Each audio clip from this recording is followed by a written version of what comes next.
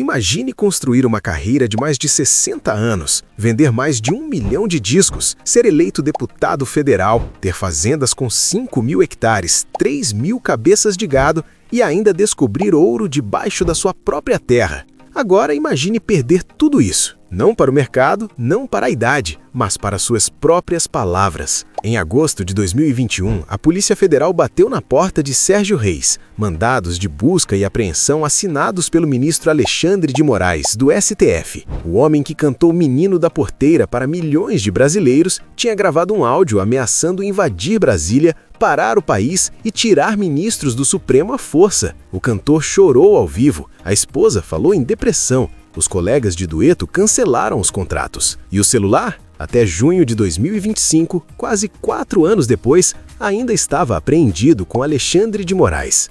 Aos 85 anos, Sérgio Reis sobreviveu ao câncer de próstata. Parou de beber, perdeu peso e disse que trocou o palanque pelo palco. Mas a pergunta que ninguém respondeu é: o que esse homem realmente fez? E o que ele ainda não admitiu? É isso que você vai descobrir agora. Seja muito bem-vindo ao canal Vidas por Trás da Fama. Hoje o nosso documentário é sobre uma das figuras mais complexas, contraditórias e fascinantes da música brasileira, Sérgio Reis. Um homem que construiu impérios, enfrentou a justiça, batalhou contra o câncer e chegou aos 85 anos com processos correndo, celular apreendido e, surpresa, sóbrio há 90 dias. Se você nunca se inscreveu no canal, agora é o momento. Deixe o seu like, ative o sino das notificações e diga nos comentários de qual cidade e país você está assistindo. Vamos começar! Era domingo, 15 de agosto de 2021. Um áudio começou a circular nas redes sociais com a velocidade característica dos momentos que mudam tudo. A voz era inconfundível, grave, sertaneja, conhecida por décadas em cada canto do Brasil. Era Sérgio Reis. E o que ele dizia naquele áudio transformou para sempre a imagem de um dos artistas mais amados do país. A gravação não deixava margem para interpretação. Se vocês não cumprirem em 72 horas, nós vamos dar mais 72 horas. Só que nós vamos parar o país. Já está tudo armado. O país vai parar. Se em 30 dias eles não tirarem aqueles caras, nós vamos invadir, quebrar tudo e tirar os caras na marra. Os caras eram os ministros do Supremo Tribunal Federal. O alvo do movimento era duplo: os caminhoneiros, categoria com quem Sérgio tinha laços históricos, e os apoiadores do então presidente Jair Bolsonaro.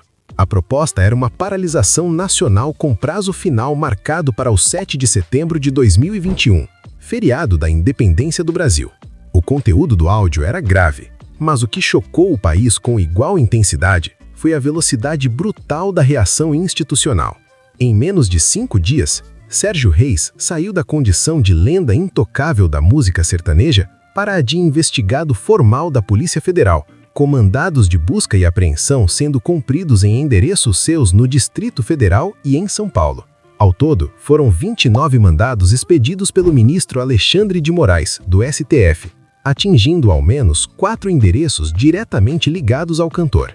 A reação dos próprios caminhoneiros foi imediata e devastadora para o movimento que Sérgio tentava liderar. O presidente da Associação Nacional de Transporte do Brasil, ANTB, José Roberto Strinjaski, foi direto: a grande maioria não vai participar, pelo menos dos nossos associados. Outro líder da categoria, Wallace Landim, o Chorão, presidente da Abrava, foi ainda mais enfático: não nos envolvemos com política. Nem a favor de governo, nem contra governo. Nem a favor do STF ou contra o STF. O movimento havia sido convocado em nome de uma categoria que, em maioria, não queria ser convocada. 2 dias após o vazamento, pressionado e acuado, Sérgio Reis tentou uma retratação ao vivo. Chorando, o cantor recuou e buscou reenquadrar as suas palavras. Eu não pedi para que acabasse com nada. Apenas solicitei que os impeachments fossem analisados. Para seus apoiadores, era a imagem de um homem incompreendido e perseguido pelo sistema. Para seus críticos, era a retratação tardia de alguém que só recuou quando percebeu que as consequências jurídicas eram reais e irreversíveis. O que estava claro para todos, independente do lado, era que Sérgio Reis havia cruzado uma linha, e que essa linha não seria apagada por lágrimas numa transmissão ao vivo. Para entender como um homem chega ao ponto de ameaçar instituições num áudio clandestino, é preciso voltar ao começo. E o começo de Sérgio Reis é muito mais complexo do que a versão oficial que ele mesmo sempre gostou de contar. Seu nome verdadeiro é Sérgio Bavini. Nasceu em São Paulo, no ano de 1940, numa família de origem italiana, longe, portanto, da imagem do menino criado no campo que o sertanejo sempre sugeriu. A ligação com o universo rural não veio do berço, veio da estrada, das viagens pelo interior do Brasil que a carreira musical proporcionou ainda jovem. Foi nas caravanas, nos bailes de cidade pequena, nas festas de peão e nas quermesses do interior que Sérgio Bavini foi se transformando em Sérgio Reis e absorvendo uma identidade caipira que, com o tempo, tornou-se genuína. Na década de 1960, o jovem cantor não começou pelo sertanejo. Integrou o movimento da Jovem Guarda, o mesmo que revelou Roberto Carlos, Erasmo Carlos e Vanderleia. Ali, o palco era dividido com uma geração que definia o Brasil jovem daquela época. Sérgio ganhou visibilidade precoce com o sucesso Coração de Papel, mostrando versatilidade vocal fora do comum. Mas algo não encaixava. O rock brasileiro da Jovem Guarda não era o seu chão, era um palco emprestado. O ponto de virada veio numa noite que ele mesmo descreveu como decisiva, um baile de debutantes em Minas Gerais no início dos anos 1970. Quando Sérgio começou a cantar Menino da Porteira, a reação do público foi avassaladora. Pessoas pararam de dançar, alguns choravam, outros pediam repetição. Naquele salão simples no interior de Minas, o cantor entendeu com clareza o que o mercado musical ainda não tinha percebido. Havia um Brasil inteiro faminto por se reconhecer numa música, e ele seria a voz desse Brasil. A decisão de gravar Menino da Porteira foi tomada naquela mesma noite, e foi a decisão mais lucrativa da sua vida. Vieram depois Pinga em Mim, Panela Velha, Disco Voador, Filho Adotivo, Adeus Marina. Em 1981, o álbum O Melhor de Sérgio Reis vendeu mais de 1 milhão de cópias, feito raríssimo no mercado fonográfico brasileiro daquela época, e consolidou seu nome como um fenômeno cultural que transcendia gerações, classes sociais e regiões do país. Havia uma tensão permanente na vida de Sérgio Reis que o público nunca viu nos palcos. Por fora, era o cantor simpático, de chapéu e bota, que abraçava fãs e chorava cantando Menino da Porteira. Por dentro, era um homem inquieto, ambicioso, que sentia que a música, por maior que fosse o seu sucesso, não era suficiente para preencher tudo o que ele queria construir. Essa tensão gerou decisões que surpreenderam o mercado musical brasileiro em diferentes momentos. A primeira grande ruptura foi a transição para a televisão. Nos anos 1990, Sérgio Reis aceitou papéis em duas das novelas mais assistidas da história da TV Globo, Pantanal e Rei do Gado. A aposta era arriscada. Artistas sertanejos raramente migravam com sucesso para a ficção televisiva sem perder credibilidade junto ao público original. Sérgio não só sobreviveu à transição, como saiu fortalecido. As suas atuações ampliaram seu alcance para um público urbano que nunca tinha comprado um disco sertanejo na vida. Mas a televisão também não era suficiente. Em 2014, Sérgio Reis tomou a decisão que mais dividiu opiniões entre os seus próximos. Entrou para a política. Foi eleito deputado federal por São Paulo, assumindo o mandato no ano seguinte. Ex-ator de novela e cantor vencedor de Grammys, Sérgio Reis chegou à Câmara dos Deputados carregando uma reputação construída em décadas de palco e a convicção de que podia fazer algo concreto pelo Brasil rural que tanto amava. O mandato durou até 2019. Durante esses 4 anos, Sérgio transitou entre os shows pelo país e as sessões em Brasília, uma combinação logisticamente exaustiva que poucos conseguiriam sustentar na mesma intensidade. Foi exatamente nesse período que surgiu a denúncia mais pessoal e constrangedora da sua vida pública. O deputado Paulo Pimenta foi às redes sociais afirmar que, durante o mandato de Sérgio, havia sido realizado um implante de prótese peniana, custeado com recursos públicos, num procedimento avaliado em R$ 55 mil, bancado pelo Plano de Saúde da Câmara dos Deputados. Sérgio nunca respondeu diretamente à acusação. O silêncio, num momento em que todas as atenções já estavam voltadas para ele por conta do escândalo do áudio, funcionou como combustível para o debate. Apoiadores tentaram desqualificar a denúncia como ataque político. Críticos exigiram transparência e prestação de contas. O caso abriu um debate mais amplo sobre o uso do plano de saúde dos parlamentares para procedimentos que fogem da definição clínica de necessidade médica. Debate que o Congresso Nacional até hoje prefere não ter. Enquanto o público acompanhava os shows, as novelas e os discursos políticos, Sérgio Reis construía em silêncio um dos maiores patrimônios rurais já acumulados por um artista brasileiro. Não era um hobby, não era imagem, era um negócio estruturado, gerido com critério e expandido ao longo de décadas com os rendimentos da música. O foco principal era a criação de gado bovino da raça Nelore, uma das mais valorizadas do Brasil por sua resistência ao clima tropical e pela qualidade da carne. No auge das operações, o rebanho de Sérgio ultrapassava 3.000 cabeças, criadas em pastagens abertas em propriedades localizadas principalmente em Mato Grosso e Mato Grosso do Sul. O sistema de criação era o que o próprio cantor chamava de boi verde. Animais criados exclusivamente em pasto, sem confinamento, com gestão sanitária de primeira linha. Uma metodologia que só décadas depois seria abraçada pelo mercado como tendência de sustentabilidade. Para reduzir a dependência exclusiva do gado, Sérgio diversificou com precisão. As mesmas propriedades que abrigavam o rebanho passaram a produzir soja e milho, culturas perfeitamente adaptadas ao solo e ao clima do centro-oeste brasileiro.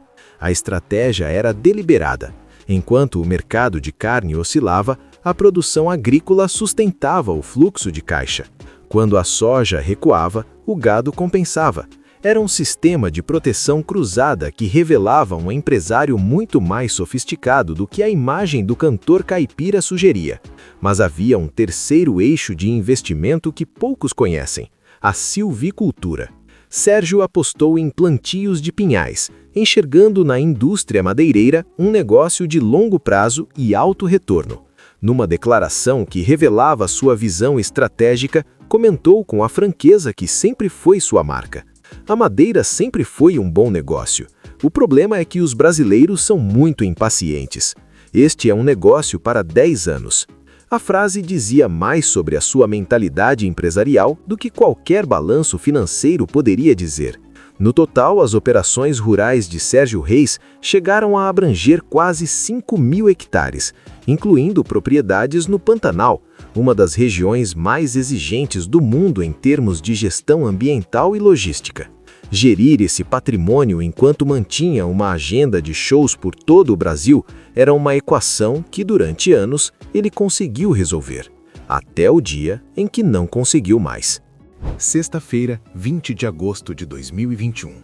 Eram pouco mais de 6 horas da manhã quando agentes da Polícia Federal se posicionaram em frente a endereços ligados a Sérgio Reis no Distrito Federal e em São Paulo. A operação tinha nome, tinha mandado judicial e tinha um objetivo claro: coletar provas materiais sobre o envolvimento do cantor na articulação de atos contra as instituições democráticas do Brasil. A decisão partiu do ministro Alexandre de Moraes, do STF, que acolheu o pedido formal da Procuradoria-Geral da República para investigar pessoas que haviam convocado a população a praticar atos criminosos e violentos às vésperas do feriado de 7 de setembro. Sérgio Reis era um dos alvos centrais da operação. Ao todo, 29 mandados de busca e apreensão foram cumpridos simultaneamente em estados como Distrito Federal, São Paulo, Rio de Janeiro, Mato Grosso, Santa Catarina, Ceará e Paraná, todos com conexão direta à investigação de ameaças à democracia. Nos endereços de Sérgio, os agentes apreenderam documentos, equipamentos eletrônicos e o item que se tornaria símbolo da sua situação jurídica nos anos seguintes, o seu telefone celular. O aparelho foi confiscado a pedido da PGR como parte da instrução probatória do inquérito. Dentro dele, presumivelmente, mensagens, contatos e registros de comunicação que poderiam estabelecer a extensão de sua participação na articulação do movimento de agosto de 2021. Paralelamente à Operação Federal, a Polícia Civil do Distrito Federal abriu seu próprio inquérito. As acusações investigadas iam além das ameaças verbais, incluíam associação criminosa, dano ao patrimônio público e exposição a perigo dos meios de transporte público. crime grave, dado que Sérgio havia convocado explicitamente uma paralisação nacional de caminhoneiros. Em entrevista posterior, o cantor tentou contextualizar o episódio que originou tudo. Em Brasília, me levaram num almoço de uns empresários e falaram: Sérgio, o que fazemos com esse STF? E eu disse: se vocês não querem os homens lá, por que não vão e batem em todo mundo? A declaração, longe de amenizar, reforçou as preocupações dos investigadores. Em junho de 2025, quase 4 anos após a operação, Sérgio Reis revelou numa entrevista à Folha de São Paulo que o celular jamais havia sido devolvido. Meu celular continua apreendido pelo Alexandre de Moraes. Perdi um monte de contatos. Uma frase que resume com amargura contida o custo real de uma noite de palavras ditas num almoço em Brasília. Palavras que a Polícia Federal, o STF e a PGR decidiram que mereciam resposta formal do Estado brasileiro. Havia uma história que Sérgio Reis contava com brilho nos olhos e que pouquíssimas pessoas conhecem em detalhes. Não era sobre música, não era sobre política, era sobre o dia em que a terra debaixo dos seus pés guardava um segredo que ninguém esperava encontrar. Tudo começou com um plano simples. Na fazenda São Bento, localizada nas proximidades de Cuiabá, Mato Grosso, Sérgio Reis e um vizinho, proprietário de um grande restaurante local, decidiram construir uma barragem na divisa das duas propriedades. O objetivo era criar um reservatório de uso compartilhado, um lago para pesca, passeios de barco e jet ski, um projeto de lazer e irrigação, sem qualquer pretensão além do prático e do agradável. O vizinho foi direto na proposta. Serjão, vamos construir uma barragem aqui. Isto é a nossa divisa. As máquinas entraram, a equipe começou a escavar o terreno para demarcar a fundação da barragem e foi então que a rotina parou. A aproximadamente meio metro de profundidade, os trabalhadores encontraram algo que nenhum deles estava preparado para ver: uma veia de ouro. O metal precioso estava enterrado numa quantidade suficientemente expressiva para paralisar completamente o projeto original e reorientar toda a estratégia de negócios do cantor. O próprio Sérgio descreveu o momento com a espontaneidade que sempre marcou suas declarações públicas. Cavando lá, achei ouro, meio metro. Pegamos 2 baldes desse ouro. A descoberta foi suficiente para desencadear uma reavaliação completa dos seus interesses empresariais. Até aquele momento, o foco de Sérgio estava firmemente no agronegócio: gado, soja, milho, silvicultura. O ouro abriu uma porta diferente: a mineração, setor com potencial de retorno substancial, mas também com exigências legais e ambientais rigorosas. Sérgio consultou especialistas em mineração e direito ambiental antes de qualquer passo. A cautela era calculada. Ele sabia que um erro de procedimento numa exploração mineral poderia custar muito mais do que o ouro valia. A consequência direta da descoberta foi uma decisão que surpreendeu o mercado e seus colaboradores. Sérgio Reis colocou todas as fazendas à venda. Um patrimônio de quase 5.000 hectares, construído ao longo de décadas, foi liquidado num período relativamente curto. Mas saiu dos negócios rurais sem deixar de ser empresário. Associou-se à destilaria Meia Lua, em Salinas, Minas Gerais, região reconhecida nacionalmente pela qualidade de suas cachaças artesanais. O produto, lançado sob a marca Pinganimim, nome retirado diretamente de seu maior sucesso musical, tornou-se rapidamente referência premium no segmento. Do ouro à cachaça, Sérgio Reis provou mais uma vez que sabia transformar oportunidade em negócio. O impacto do áudio de agosto de 2021 não foi apenas jurídico, foi econômico, artístico e humano. E as consequências se espalharam em ondas, cada uma mais pesada do que a anterior, atingindo dimensões da vida de Sérgio Reis que ele claramente não havia calculado quando gravou aquelas palavras. A primeira onda atingiu o projeto mais ambicioso dos seus últimos anos na música. Sérgio estava no meio da produção de um álbum de duetos inéditos, uma iniciativa que reunia alguns dos maiores nomes da música brasileira numa mesma gravação. O projeto era a sua grande aposta de reconexão com o público após anos de foco na política e nos negócios rurais. Com a repercussão do escândalo, colegas abandonaram o projeto. Guaribara, Guilherme Arantes, Maria Rita e Zé Ramalho quebraram contratos e desistiram de participar do disco. Nomes com décadas de reputação construída não estavam dispostos a associar as suas imagens a de um artista investigado pela Polícia Federal por ameaças às instituições democráticas. O projeto, que deveria ser um marco de celebração, transformou-se num cemitério de contratos rescindidos. A segunda onda atingiu a sua imagem comercial. Shows foram cancelados por organizadores que temiam o impacto sobre o público e sobre os patrocinadores. Contratos publicitários foram encerrados discretamente. Parceiros de negócios recuaram sem anúncio formal. A marca Sérgio Reis, que valia milhões em cachês, licenciamentos e parcerias, perdeu o valor de mercado numa velocidade que nenhuma crise anterior na sua carreira havia provocado. O homem que descobriu ouro na própria terra via agora outro tipo de patrimônio ser enterrado: a sua reputação comercial. A terceira onda foi a mais silenciosa e talvez a mais devastadora. Além dos desafios públicos, Sérgio Reis enfrentou um período de estresse severo em meio às polêmicas envolvendo a sua postura política e as suas declarações contra o STF. A repercussão resultou num quadro de saúde debilitado. O organismo do cantor, já fragilizado pela diabetes, pela hipertensão e pelos problemas cardíacos acumulados ao longo de décadas, não resistiu à pressão. Em agosto de 2024, foi internado com um quadro de prostatite. Os exames revelaram o que ninguém queria confirmar: câncer de próstata agressivo, com 2 tumores em locais de difícil intervenção cirúrgica. E os problemas jurídicos não pararam no âmbito político. Em abril de 2025, Sérgio Reis foi multado em R$ 94 mil pela 29ª Vara Cível do Foro Central de São Paulo por embargos de declaração considerados protelatórios, numa ação contra um parque aquático, numa tentativa frustrada de reverter uma decisão desfavorável sobre contrato de uso de imagem. O homem que construiu impérios com astúcia empresarial estava agora a perder batalhas judiciais em múltiplas frentes ao mesmo tempo.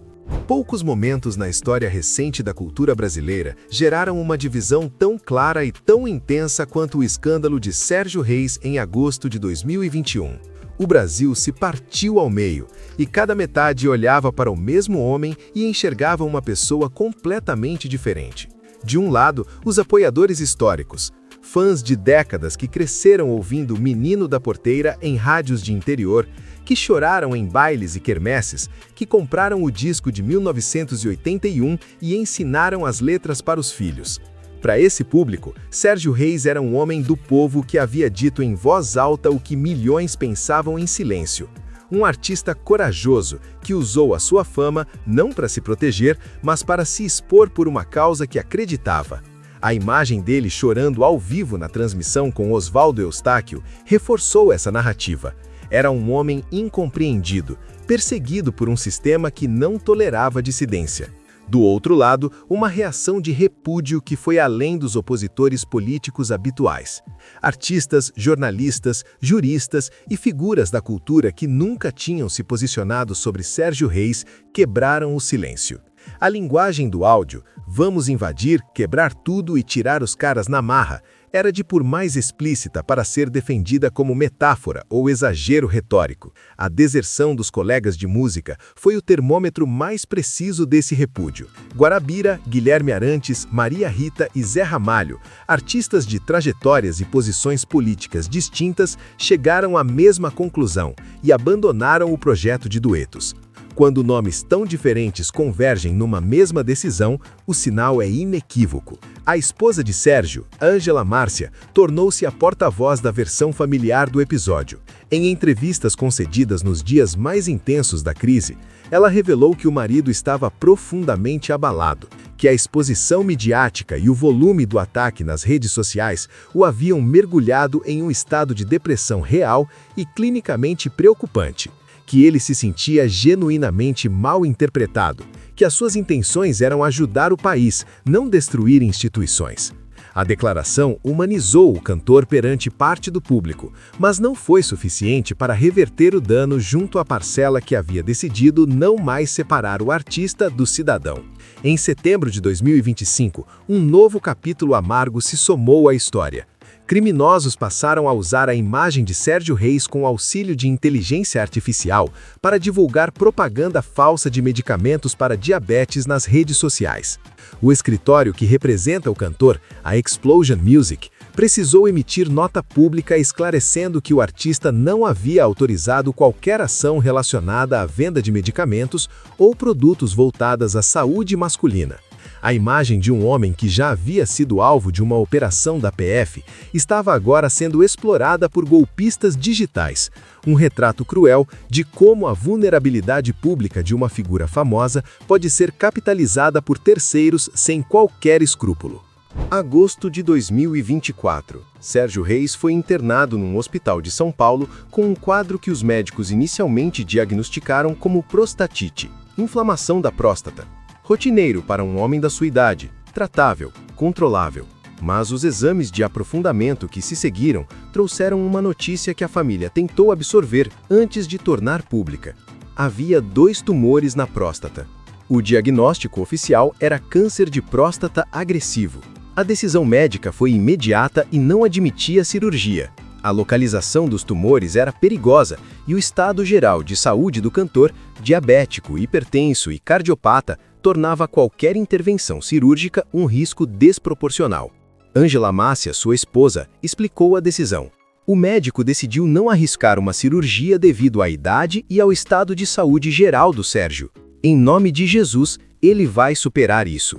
O protocolo escolhido foram 20 sessões de radioterapia realizadas em São Paulo, seguidas de exame PSA 2 meses depois para avaliar a resposta do organismo ao tratamento.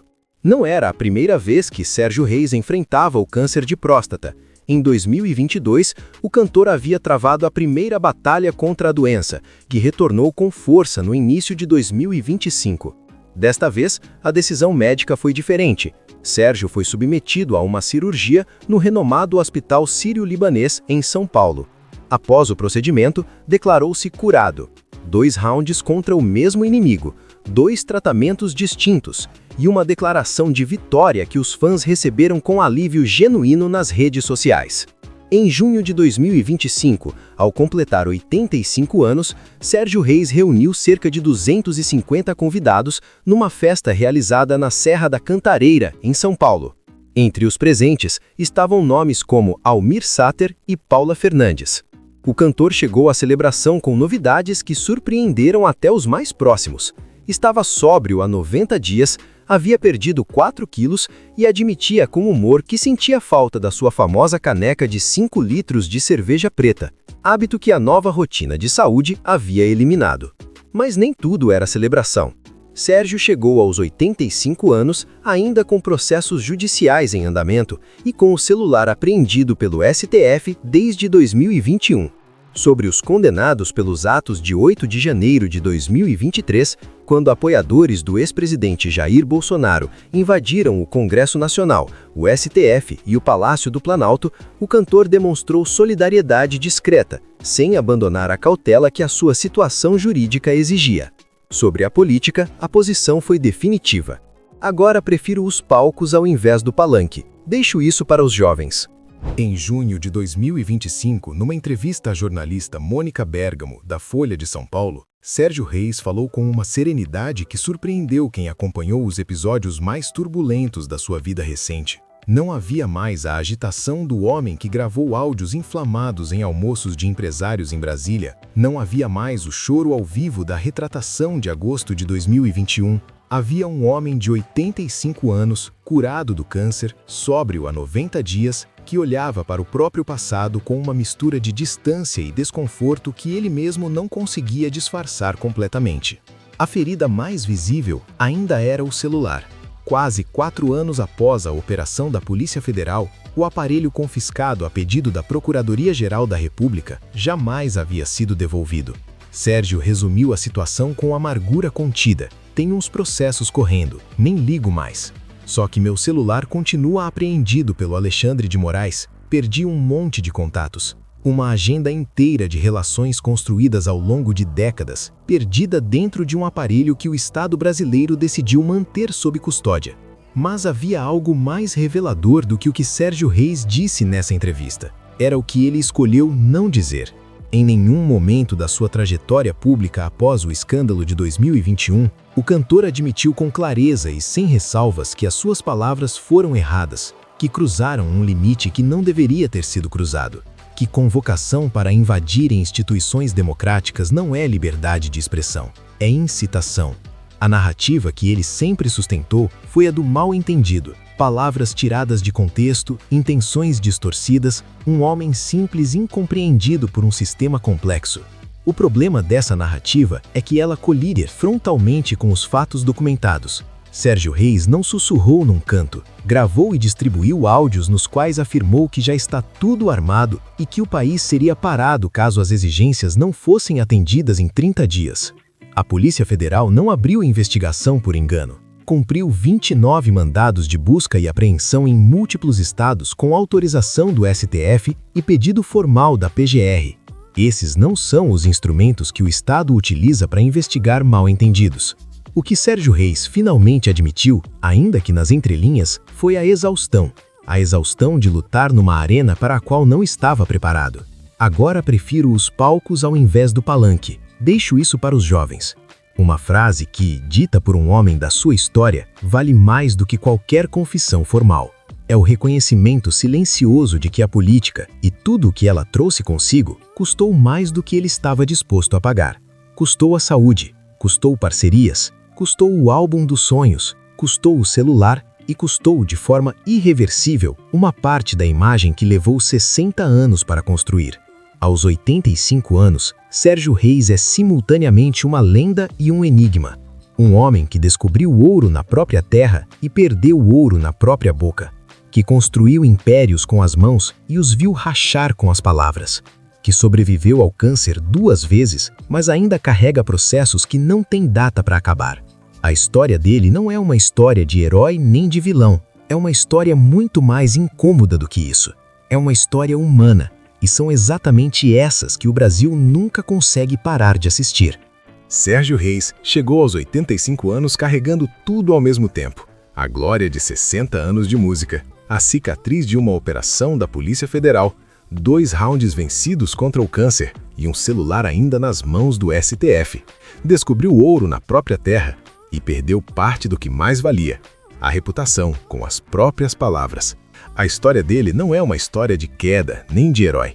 É uma história de contradições profundas. E são exatamente essas que o Brasil não consegue parar de assistir.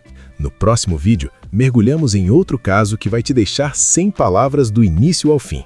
Não vai querer perder. Se este documentário te impactou, deixe o seu like, inscreva-se no canal Vidas por Trás da Fama, ative o sino das notificações e escreva nos comentários de qual cidade e país você está assistindo. Até o próximo capítulo.